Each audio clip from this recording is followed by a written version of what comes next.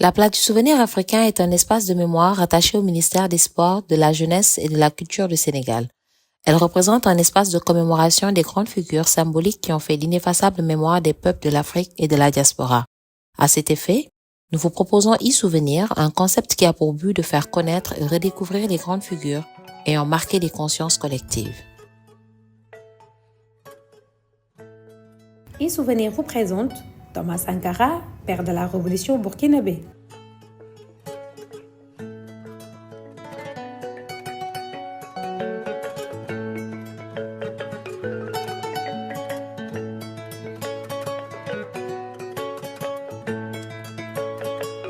Merci bien. Avant de parler, avant de répondre à votre question, permettez-moi, par devoir de redevabilité, de dire merci aux acteurs culturels et aux autorités de la République du Sénégal pour tout ce qui est mis en œuvre pour rendre hommage à ce citoyen du monde qui est devenu Thomas Sankara. Parce que de la place du souvenir au musée des civilisations et à bien d'autres endroits, l'image de Thomas Sankara tourne. Et il en est de même à l'intérieur du pays où des hôtels portent son nom. Vous avez également une université qui porte son nom. C'est un véritable hommage qui est rendu à cet Africain. Pour revenir à votre question, il faut dire que Thomas Sankara, c'est, comme vous le savez, un Burkinabé. Il est né dans une ville qui s'appelle Yako, qui est située à une centaine de kilomètres de Ouagadougou. Une famille modeste. Et il a été plus tard formé comme militaire. Et il a fait le Prytanée militaire du Kadiogo. Il a également séjourné dans le cadre de sa formation professionnelle à Madagascar. Et disons que son séjour à Madagascar compte beaucoup dans ce qu'il a été plus tard.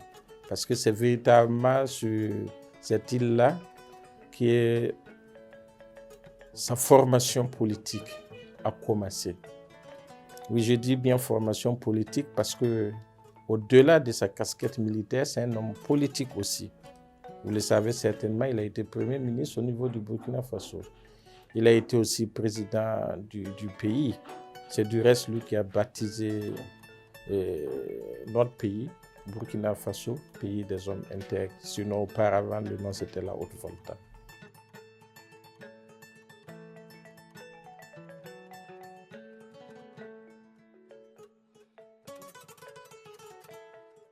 Il faut dire que l'évaluation de l'impact du combat mené par le capitaine Thomas Sankara n'est pas aussi aisée. Parce qu'en si peu de temps, il a fait plein de choses. Mais la chose la plus importante qu'il ait réussi, c'est la transformation de la mentalité de nos concitoyens, mais également de ses contemporains. Au-delà du Burkina Faso, un peu partout en Afrique. Il a sémé des idées. Il a été animé d'un courage incroyable. C'était un homme audacieux qui avait du plaisir à défendre avec des arguments assez solides tout ce qu'il pensait. C'est un homme qui aimait donner l'exemple, qui aimait montrer pourquoi il dit telle chose et pourquoi il dit de faire telle chose, et qui aimait faire les choses. Voilà, donc, côté souveraineté, on ne peut pas évaluer, mais disons, l'essentiel, c'est la transformation des mentalités pour que nous ayons confiance en nous-mêmes, pour que nous refusons d'être dans un carcan où on voulait forcément nous mettre. Il aimait dire, par exemple, de la Haute-Volta du Burkina Faso, que mon pays n'est pas un pays pauvre, mon pays est appauvri. Comme pour dire qu'il y a des gens qui nous exploitent. Mais au moment où il le disait, les gens ne comprenaient pas très bien ce qu'il voulait dire. Mais longtemps après, avec toutes les richesses qui ont été découvertes dans ce pays, on s'est rendu compte qu'effectivement, par prophétie, ce qu'il a dit, c'était vraiment une réalité. Nous ne sommes pas pauvres en termes de richesses naturelles. Nous ne sommes pas pauvres en termes de génie. Parce que nos filles et nos fils, quel que soit là où ils vont, que ce soit dans le travail manuel, que ce soit dans les études, ils brillent. Et donc ça, c'est important. Donc retenons en termes d'évaluation l'impact qu'il a eu sur nos mentalités. C'est le plus important.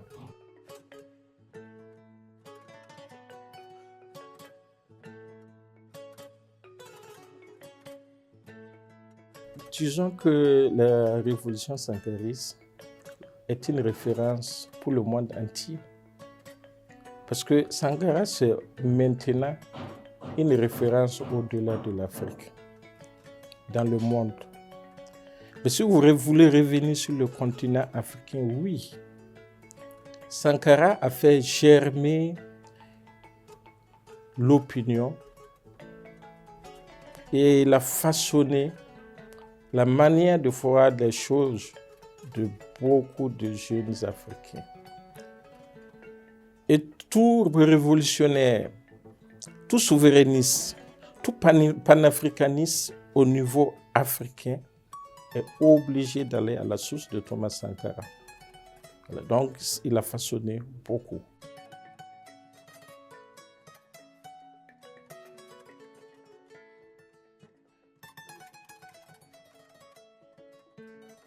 Et l'héritage de Sankara, c'est moi, c'est vous, c'est eux. Et c'est un héritage qui se constate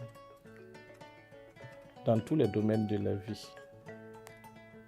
Quand vous voyez un Burkinabé, vous savez d'abord que c'est quelqu'un qui est humble. Ça vient aussi de Sankara. Quand vous voyez un Burkinabé, vous trouvez toujours quelqu'un qui est fier, quelqu'un qui aime être intègre et travailleur. Ça vient aussi de Sankara. La génération actuelle qui a pris ses responsabilités pour prendre le pouvoir au Burkina Faso, c'est aussi l'héritage de Sankara. Et il ne se gêne pas, à commencer par son Excellence le capitaine Ibrahim Traoré, de dire qu'ils sont les graines de Thomas Sankara et qu'ils sont en train de réveiller la plupart des défis qu'il avait voulu gérer à son temps et y trouver des réponses. Quand nous parlons de souveraineté aujourd'hui, c'est du sankarisme. Quand nous parlons de l'autosuffisance alimentaire au Burkina Faso, c'est par excellence du sankarisme. Quand nous disons de nous habiller avec les tissus, la cotonnade tissée par nos mamans et nos grands-mamans, c'est du sankarisme. Voilà. Donc son héritage est partout dans la vie de nos États. Voilà. Quand nous disons que nous ne pouvons pas compter sur autrui, c'est du sankarisme. Il a clamé haut et fort. Depuis quand un projet a-t-il développé un pays africain? Et aujourd'hui, nous sommes à l'aise pour constater cela. C'est un pays qui finançait de grands projets. Du jour au lendemain, ont décidé de tout arrêter. Mais si notre avenir dépendait de ces projets-là, que serions-nous? Il faut compter sur notre propre force. C'est la leçon ultime qu'il a donnée. Et ça, c'est énorme comme message.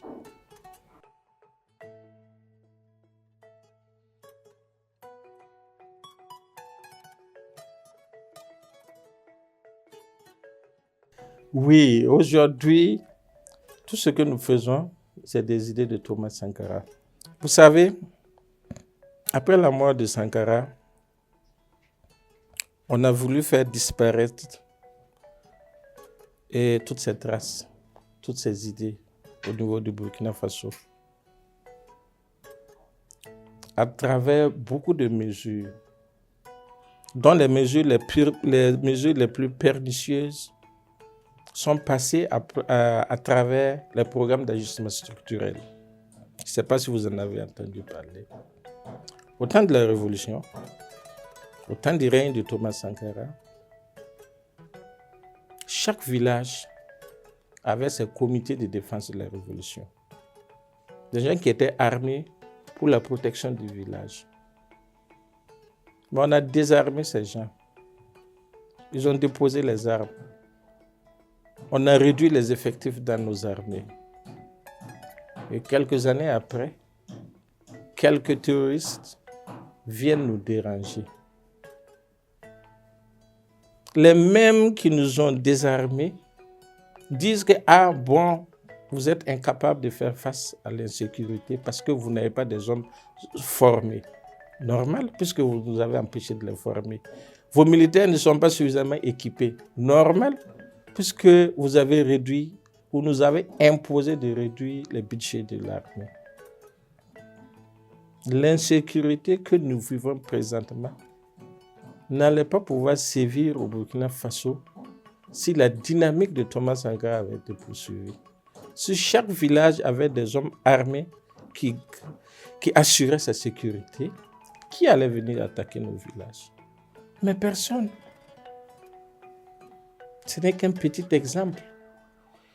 Avec le plan d'ajustement structurel, on nous a fait fermer nos usines.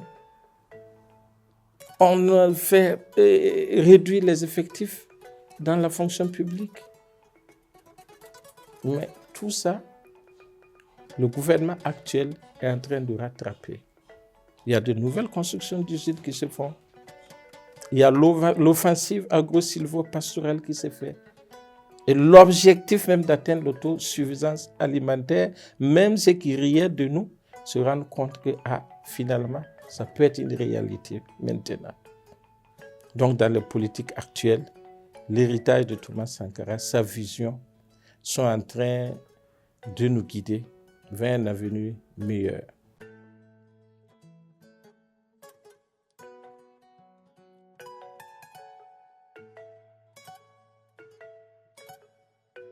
Le Burkina Faso, comme vous le savez, est membre fondateur de l'Alliance des États du Sahel, dont le but ultime, c'est de nous faire jouir de notre souveraineté, aux côtés de nos frères du Mali et du Niger. Mais l'objectif au-delà de tout cela, c'est de tracer un chemin pour toute l'Afrique. L'objectif essentiel de l'AIS, c'est cela. Mais grâce à l'AIS, dans certains pays, les militaires qui étaient là, de toute nationalité étrangère, ont plié ou sont en train de plier bagages. Et la souveraineté commence par là. Que nous ayons en main les clés de notre sécurité. Et donc le Burkina Faso joue pleinement son rôle. Et le Burkina contribue aussi à travers le changement des mentalités. Le message que les autorités distillent. Le fait de refuser d'être utilisé par qui que ce soit. Le fait de défendre nos opinions. De mettre en œuvre notre politique et non une politique qui est imposée par des gens venant d'ailleurs. Tout cela contribue à bâtir une souveraineté pour l'Afrique. Et véritablement, on peut le dire que c'est grâce au combat mené par le Mali, le Niger et le Burkina Faso que la conquête réelle et la conquête véritable de la souveraineté de nos pays va commencer. On était indépendant théoriquement. Maintenant, c'est la réelle indépendance qui est lancée. Et tout bon Africain devrait être reconnaissant à ces trois pays-là.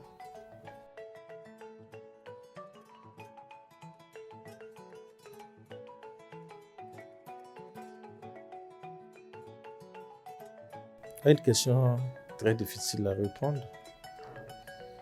Les mecs qui ont assassiné Thomas Sankara sont des mères burkinabés. C'est des fils de Burkina Faso qui ont peut-être été téléguidé par des étrangers, mais ce qui est certain, les mains qui ont tiré les balles, c'est des mains de Burkinabés. Ceux qui ont profité de l'assassinat ignoble de ce grand fils de l'Afrique, ce sont des Africains, ce sont des Burkinabés. Et donc, parler du sentiment, c'est un sentiment différent selon que l'on soit d'un côté ou de l'autre. Ceux qui l'ont tué parce qu'ils voulaient simplement le pouvoir, ils voulaient contribuer à nous maintenir dans la dépendance vis-à-vis de l'extérieur, bien entendu, ils étaient tout joyeux.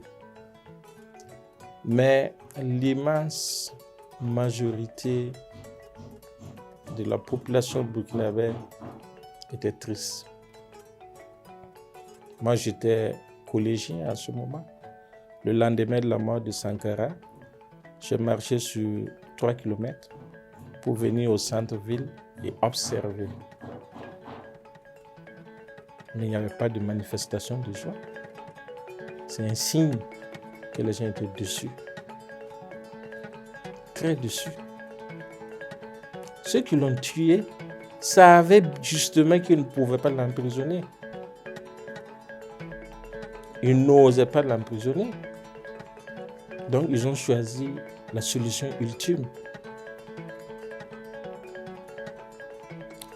Et c'est un sentiment de frustration, de déception, à l'image de la mort de Patrice Lumumba et de bien d'autres héros.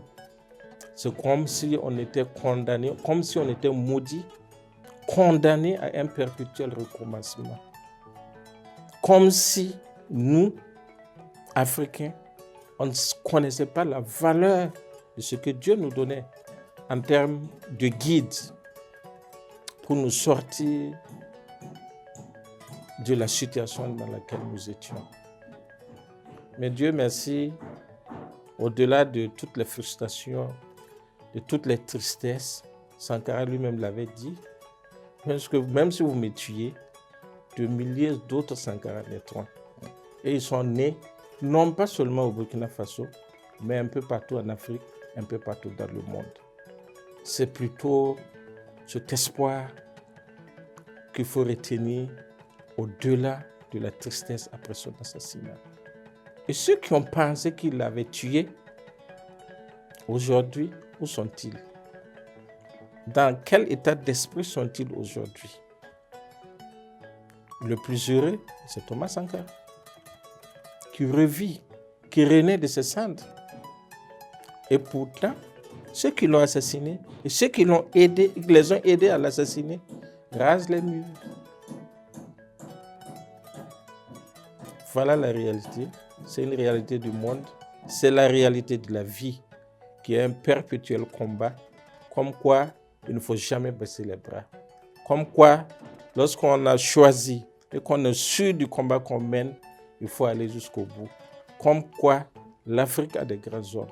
Au-delà de Sankara, nous avons Kwame Nkrumah, nous avons Cheikh Anta Diop, nous avons beaucoup d'autres. Et voilà, et c'est ce qui fera de l'Afrique le continent de demain. Et c'est ce que les autres savent. Ils savent que ça arrive. Ils savent que la prochaine terre d'immigration, c'est forcément le continent africain. Sankara est à l'image d'Ernesto Che Guevara, de Patrice Lumumba, devenu un symbole, voire un mythe dépassant largement les frontières du Burkina où il est né. Cette figure emblématique africaine a mené une révolution anticapitaliste, féministe, écologique et panafricaniste au Burkina Faso. Durant ses 4 années de pouvoir, il a bâti un État souverain et juste prônant l'émancipation nationale et le développement autonome sans dépendre de l'aide extérieure. Il défendait une Afrique libre, égalitaire et prospère.